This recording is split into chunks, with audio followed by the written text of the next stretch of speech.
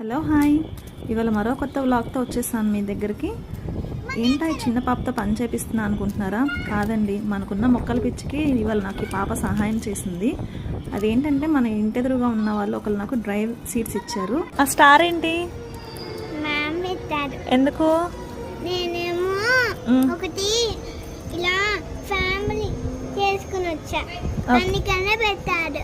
Okay, house family. నీ గోరింటాకు చూపించు. ఆంటీ మట్టిలో పెడతారు. నిజంగా పాప ఎంత బాగా ఒలిచిందంటే, సరే ఇందాక పాప ఇచ్చింది కదా, ఇవన్నీ ములక్కాయ గింజలండి. ఇవి నేను ఒక కుండీలో పెడుతున్నా.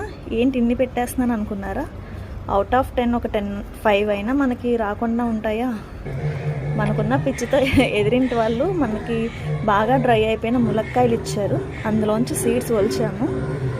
ఇవి చెట్లు అయిపోతాయని కాదండి, ఇవి మొలకలు వచ్చిన తర్వాత చిగుర్లు వస్తాయి కదా. సో ఈ ములగాకు ఎక్కువగా కాల్షియం ఎన్రిచ్డ్ అనమాట. సో ములగాకు తోటి మనకి చాలా బెనిఫిట్స్ ఉంటాయి. అవి యూజ్ చేసుకోవటం కోసం పెడుతున్నాం. మొన్న ములక్కాయ విత్తనాలు పెట్టుకున్నాం కదా, మొలకలు వచ్చినాయండి. ఆల్మోస్ట్ అన్నీ జర్మినేషన్ అయిపోయినాయి. ఇందులో కొన్ని పెట్టాను, ఇందులో కూడా చూసారా, ఆల్మోస్ట్ పెట్టినవన్నీ జర్మినేషన్ అయిపోయినాయండి. ఇంకా కొన్ని ఇప్పుడిప్పుడే వస్తున్నాయి. సో ఇలా పెట్టుకోవడం వల్ల ఏమవుతుందంటే, మనకి ఇవి కొంచెం పెద్దవి అయిన తర్వాత నేను వేరే దాంట్లోకి ట్రాన్స్ప్లాంట్ చేస్తాను. అన్నీ కలిపి చక్కగా మనకి చిగుర్లు పప్పులో వేసుకోవడానికి, లేదంటే ఎండబెట్టి పౌడర్ చేసుకొని గ్రీన్ టీ లాగా కూడా యూస్ చేయొచ్చు. చాలా హెల్త్ బెనిఫిట్స్ ఉన్నాయండి దీంట్లో.